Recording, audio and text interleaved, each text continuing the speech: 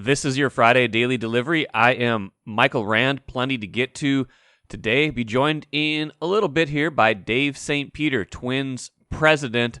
All sorts of things I wanted to talk to Dave about, including falling Twins TV ratings. Wanted to get his thoughts on the surge of COVID amid the Delta variant and what that might mean for Twins conversations going forward, and his level of concern over several things related to that. And talk to him a little bit about some good stuff going on, too, with the Twins. I know this has been a tough year for them. He readily admits that, but he also has some good things to share as well. We'll get to the Field of Dreams game, which by all accounts was a tremendous success for baseball, which could use a good story. And I'll give you my top 5 sports movie ranking of all time. And it's a little bit of a subjective list, of course, and it's more movies that I like, maybe more than cinematic masterpieces in some cases. So be ready for that towards the end of the show. But first, what did I miss? I'm going to try a new thing here. I'm going to call it Dings of Concern.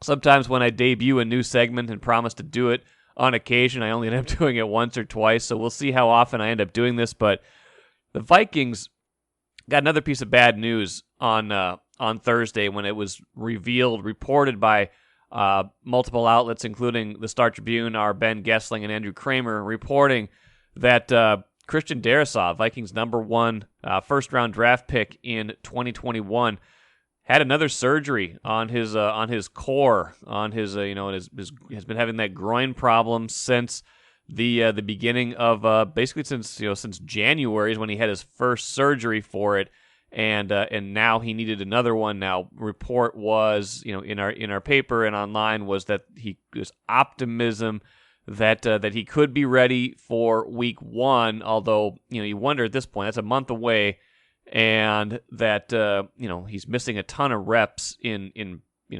camp.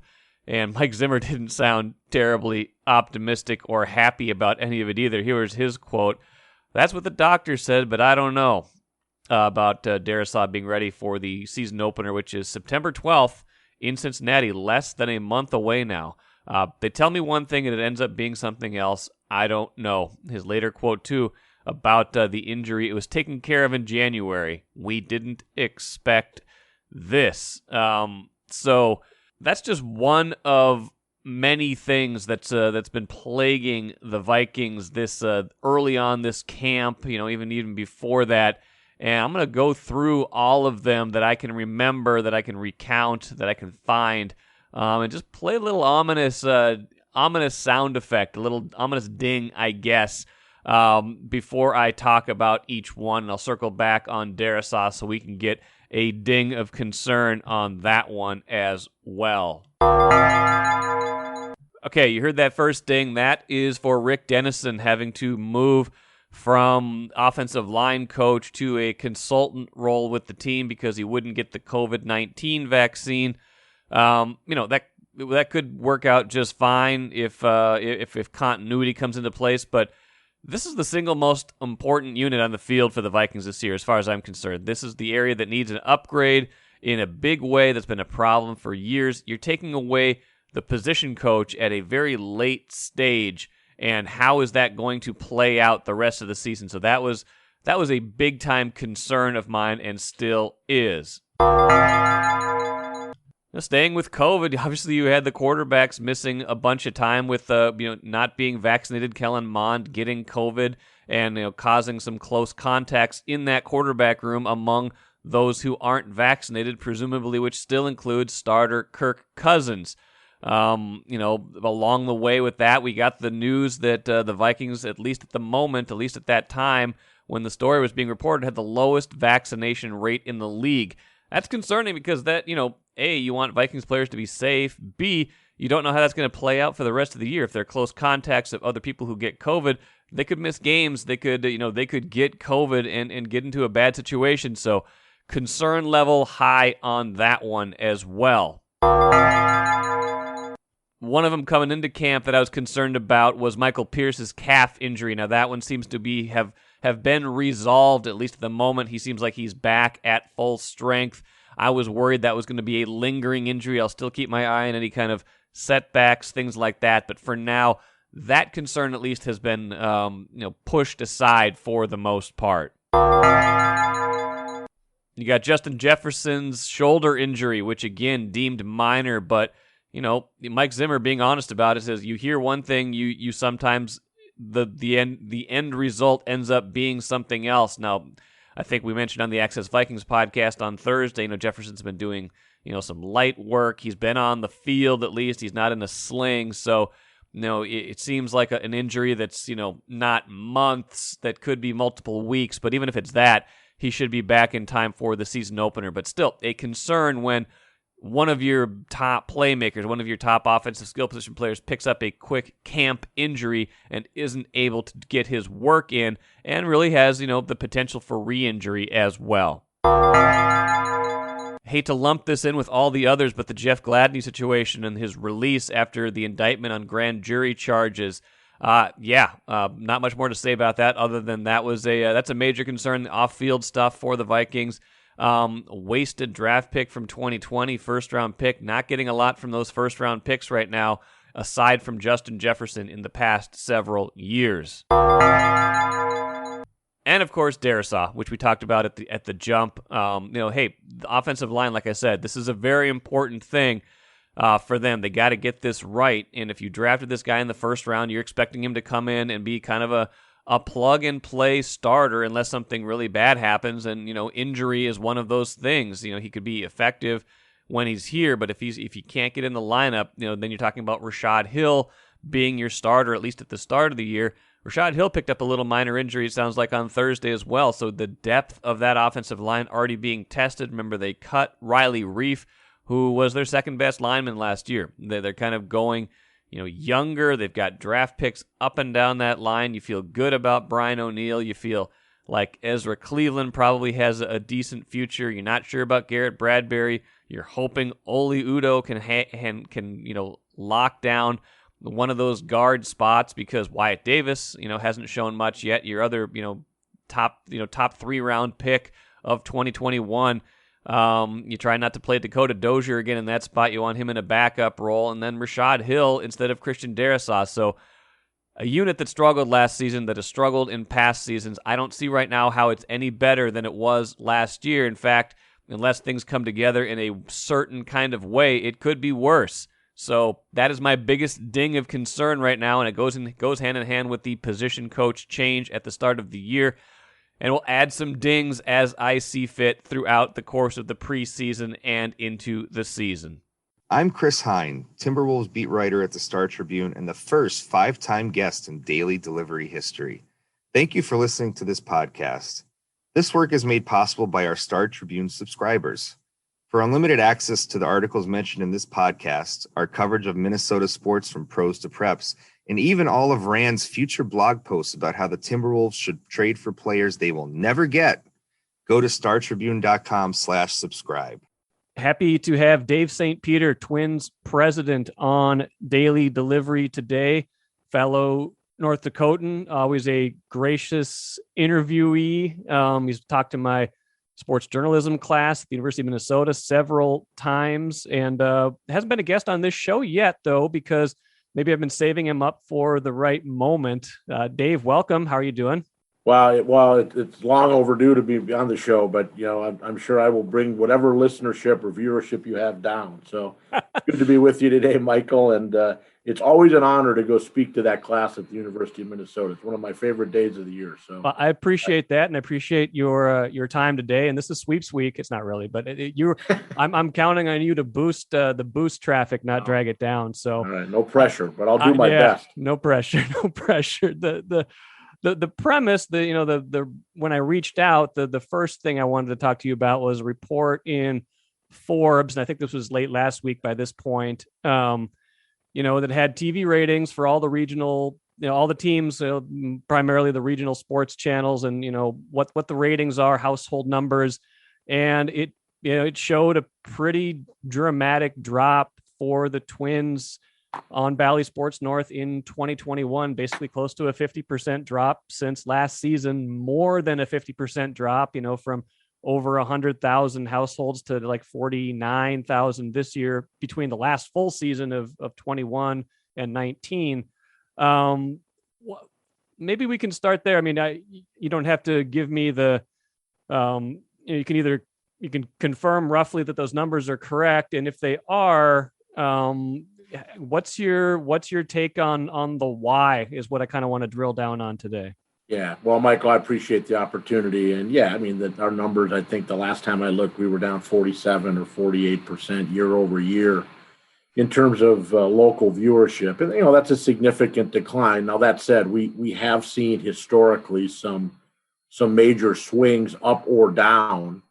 Just, 2 years ago, I think we had a 66% increase year over year. So the number one driving force in that is the win-loss record. And unfortunately, which has been well documented on this show. Yes, it has, Dave. The 2021 season has not played out the way we all had thought. Coming off of 3 postseason appearances in the last 4 years, back-to-back American League Central Division championships, a fairly active offseason where we tried to add to this team. Clearly, the 21 season has been a challenge on all fronts. And so I think, there's no getting around that that's really the driving force in terms of interest level in teams. It certainly drives our attendance at Target Field. It drives our listenership across our radio network. And yes, it drives our viewership on Bally Sports North.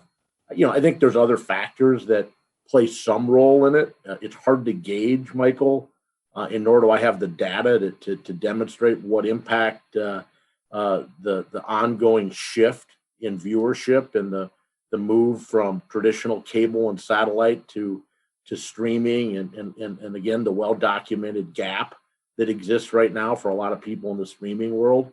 My sense of it is that has some impact on that number. I also sense that the Minneapolis-St. Paul DMA probably over-indexes a little bit in terms of streamers compared to some other markets. So we're digging into that, trying to better understand it. Clearly, everybody is incented. And when I say everybody, I mean leagues, teams, providers, distributors are incented to figure out a way to deliver both a traditional distribution model, but also a streaming model. And I can assure you, those of us inside of the Twins organization are actively at the table trying to figure out how we can do that sooner versus later.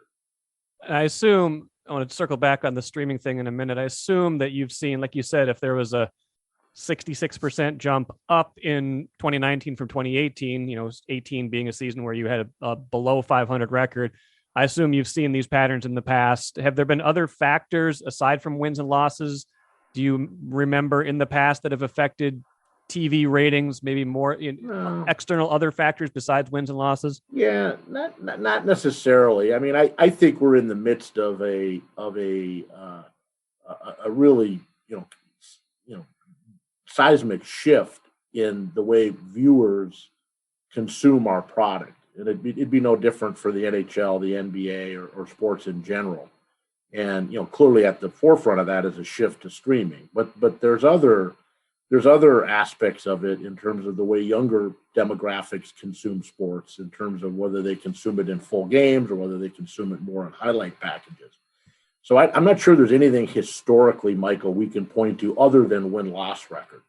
But viewers, habits have changed. And, I still think that as you think about the landscape, and even if you dive into baseball ratings across the league, there are many examples where there are success stories this year, despite all those changes and all those shifting dynamics that are happening elsewhere as well, that give me a lot of optimism that as we write our team on the field and play better baseball, which I expect we will do in 2022 and beyond, we will see these ratings come back.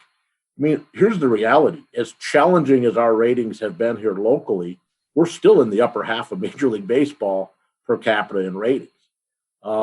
Just a year ago, I think we ranked in the top 4 in the game. And 3 years ago, I think we were number 2 in the game in local television ratings per capita. So this has been a great baseball market for television viewership. And it doesn't go bad overnight, Michael. I think it speaks to a very challenging start. And obviously that start turned into a challenging spring into summer. And we just, we have to own that. And we're going to need to figure out ways to get better and create a more compelling product for our fans going forward. And I can assure you that's the goal here for 2022 and beyond. One thing that the numbers that Forbes presented did reveal is that aggregate the teams that are part of that Bally brand, and again that's been well documented. I'm not going to go deep on that, but YouTube and Hulu kind of being two of the bigger streamers. They had baseball, they had the Bally's channels, which were Fox Sports North back then, Fox Sports channels, through the end of the last Major League season. And those Bally's channels are down in aggregate this year. And a lot of the other, like say Comcast cluster of teams are up. And again, I didn't dive so deep in the numbers to see if, some of those Bally's channels just happen to be teams that are having down years, things like that. But how potentially frustrating is it to hear those numbers or to be confronted with those numbers and know that could be a factor in your decline? As I said, I suspect it is somewhat of a factor, though it's hard to gauge just how much, Michael. But yeah, it is frustrating. I think fundamental to our job is to ensure the accessibility of our product. So we work really hard to try to do that in a host of different ways. Clearly, viewing of our games, whether they be at Target Field or at home on your couch, to me seems to be a pretty a core part of the way we promote our brand. And when you lack that accessibility, it's a problem. So, it's a major point of discussion within the commissioner's office, not only at Major League Baseball, but within the National Basketball Association, the NHL. And we talk about it all the time. And I'm hopeful that there might be a path towards solving this sooner versus later. Hopefully it comes at some point prior to opening day in 2022. Clearly, over the long term, I can assure you, as contracts expire, you're going to 100% see that change. And we have 2 years left on our Bally Sports North agreement. And I can tell you, we're hoping to not have to wait those 2 years to solve this. We'd like to solve it sooner than that. 2 years being 22 and 23, so two more full seasons after this. Okay, correct. Got it. Let me pivot to another thing. This wasn't the only thing I wanted to talk about. And I think, obviously if we're talking about some positives of this year, it's been the return to, attendance at Target Field, fans in the stands. Even though the product hasn't been what you wanted, I can see some enthusiasm there and people, just wanting to be a part of that again. Let's start with the good piece of that is that you've been able to do that. What have you noticed energy wise at the ballpark this season, especially as you think about last year when there was nothing essentially? We've seen it build, Michael. We started the year at, 25% capacity, and even that felt really good. But as we've seen it evolve over the course of the spring into the summer, despite some of the challenges on the field, the energy within our crowd has been really noticeable. And, there's certainly for a lot of people, I think there was a sense of liberation to be able to get back out to events. We do a lot of surveying of our fans, both before they come and then after they come. And, I think they're telling us that not only did they feel safe from a COVID perspective, they felt certainly safe from a public safety perspective, which was one of those narratives that continues to live on. But most importantly, they just enjoyed being at the ballpark and they've had a great experience. So I feel really good about that. I think it's, we'd always love to see more people here. But overall, the return of fans has gone probably as smooth as it possibly could have. And, it certainly has given us an opportunity to, I think, get back hopefully closer to normal for the 2022 season, hopefully when we're post the Delta variant. Yeah, I was going to unfortunately bring that piece of it up because you've spent so much of the last 12 to 18 months kind of planning, replanning, thinking about COVID. Yeah. And, just when, we thought we certainly didn't necessarily think we was done, but when we thought that there was more of a rear view effect, we're now seeing the Delta variant throw some of those notions out the window. And obviously with vaccines in play, it's a little bit different, but how are you thinking about it? What's your level of concern? The Twins business model is hardly the most important factor in COVID. It's probably not the 1,000th most important thing, but it really impacts your planning. How concerned are you about what this might do to the business model and attendance going forward? Yeah, I'd be lying if I told you I wasn't concerned. I'm concerned about a number of factors there. We've worked really hard to try to ensure the safety of our fans, our players, our staff. And, we're bringing a lot of people together, not just for baseball, but we have a major concert here in about 10 days that we're going to have 35,000 people here. So, there's an ongoing dialogue internally as well as externally with experts and with the other venues in town. I think at this point, short of a mask mandate coming from the city, the county, or the state, I think masks are going to probably continue to be optional in those outdoor areas. I think that's probably the biggest thing that differentiates us from some of the venues as we play outdoors. And I think our fans continue to feel safer outdoors. In indoor spaces, masks are certainly strongly recommended, and our staff will be wearing masks, and we've made that change over the course of this homestand. We're going to continue to monitor it. This policy, those protocols could change. Again, I mentioned our players. We still have a number of games left, and while we're not necessarily in a pennant race, we have an obligation to try to maintain the safety of our players and our core, so we can hopefully finish the season in a way that it ensures the integrity of the season. So, from a Major League Baseball perspective, there's also a lot of dialogue about ensuring that. So, it's something we're watching. I think so far so good, but it's clearly as cases evolve, I suspect our protocols could evolve over the course of the last third of the season as well. I don't necessarily mean to put you on the spot with this question, but I was just thinking about it as you were answering that. There's been some venues, some other places that have put into effect, either a testing or vaccine mandate. Now, maybe you are a little bit different in that you are primarily an outdoor space. I think people feel safer there, but can you see that being part of the dialogue at some point? It has been part of the dialogue in terms of options. We haven't seen that really put into effect anywhere that I'm aware of here in our state. And at this point, there are no plans for it. But, I could never say never on that. And, but it's certainly an option that would still be on the table for us or other teams locally to consider. Yeah, that makes sense to me. Moving on, it's like I said at the outset, I believe, or maybe even when we were talking beforehand, you've had so many different iterations of this team in your time as president, and even in the last, several years that, I've talked to you more, you've spoken to my journalism class. You kind of have to have a message for every different year. This year feels like another pivot from, what you might have hoped of, hey, World Series or bust. And now, sub 500, not what you wanted. As you kind of think about the messaging going forward, how do you think about how you kind of frame where this team is at right now from your job perspective, not a Derek Falvey or a Thad Levine, but from a team messaging standpoint? Yeah, well, obviously, going into 2022, I think we hope we'll be going in a more stable environment in terms of health and safety, right? Hopefully COVID is something that's in the rearview mirror, knock on wood.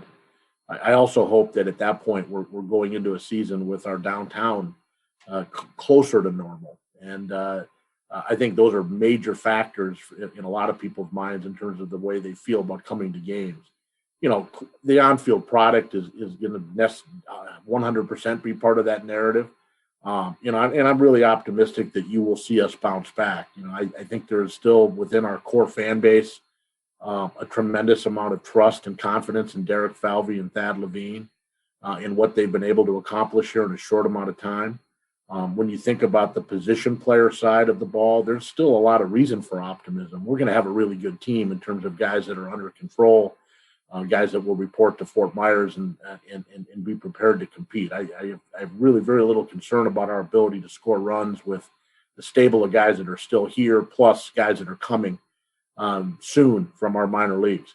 I think the big question is going to be who's going to be on the mound. And, we have work to do in that space. But what gives me optimism for the future is the stable of young pitchers that we believe we're developing. And we all know inside of the Twins organization that it is absolutely critical for us to continue to develop pitching that comes from our own system. We'll have to supplement it through trade, through free agency in the short term. I expect that will happen, Michael. but I'm really excited about seeing some of these younger arms advance to target field. Yet this season here in September, but for sure next season over the course of 22 into 23, and that will be in our mind really central to the next period of sustained success for the Twins, which we think is right around the corner. Really appreciating this conversation with Twins president Dave St. Peter. One final thing for you, Dave. I had a reader who outlined some of the questions that I had already prepared and have already asked you, some about the TV ratings and stuff. Yeah. But then he, at the end of it, said, will you please ask Dave? I think he'd heard me tease this on a couple previous podcasts. Will you please ask him, have there been any pleasant surprises this season? There's been plenty of unpleasant surprises, I'm sure, but what are maybe some of the pleasant surprises that you can enumerate? Yeah, I appreciate that question. A couple that come to mind, one is, we were one of the first venues in town, maybe the first to go completely cashless with the COVID. And, that's gone much better than I would have thought, Michael, in terms of the way people have adapted to it in a ballpark.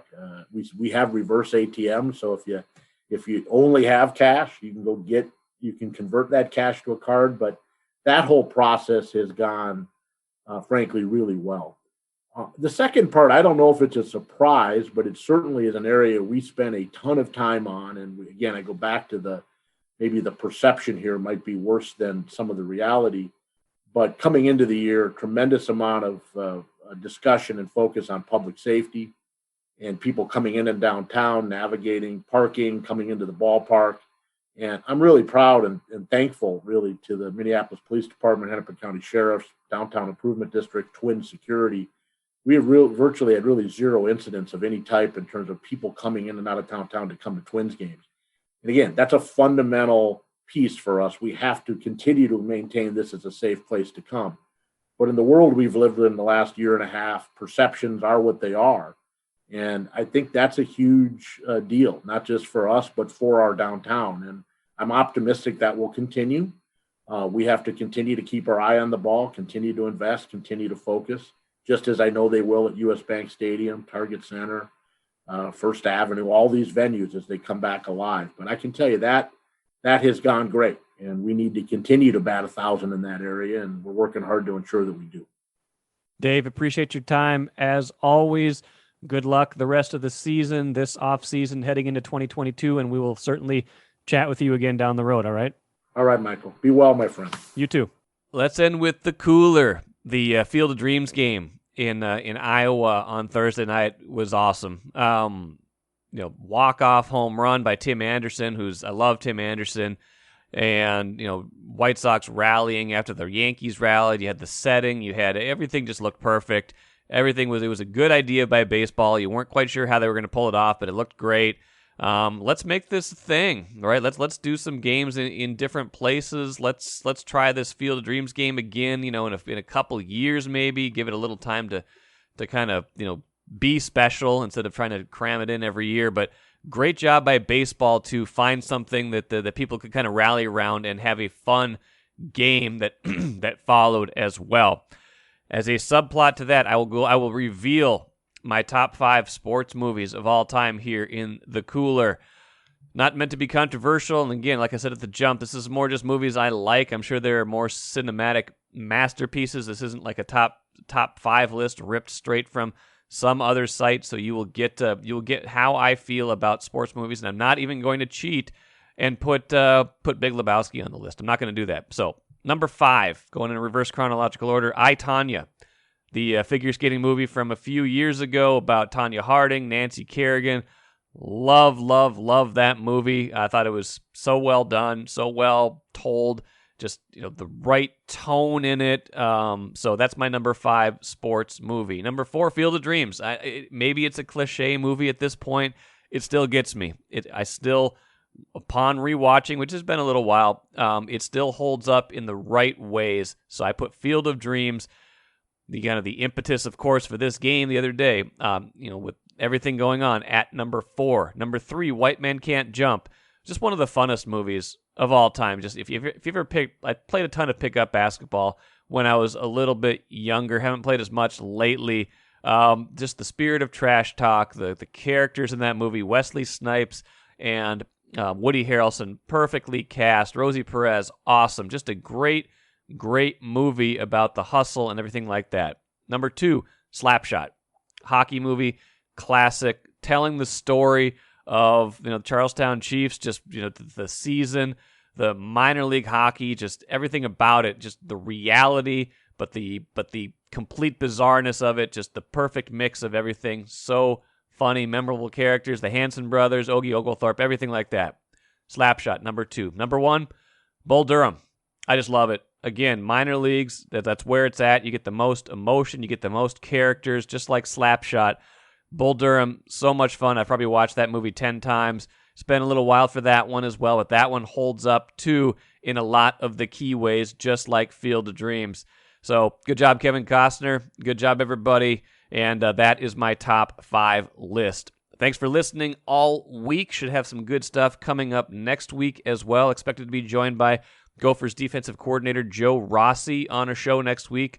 And probably Spencer Hall, college football maven extraordinaire, funny guy. Every day should be Saturday was kind of his calling card for a while, but now he's done a whole bunch of great stuff. So looking forward to that conversation as well. Have a great weekend. Listen back at all this week's episodes. If you haven't had a chance, download this podcast. Always read Star Tribune, StarTribune.com. We'll get you again on Monday after you hopefully have a great weekend.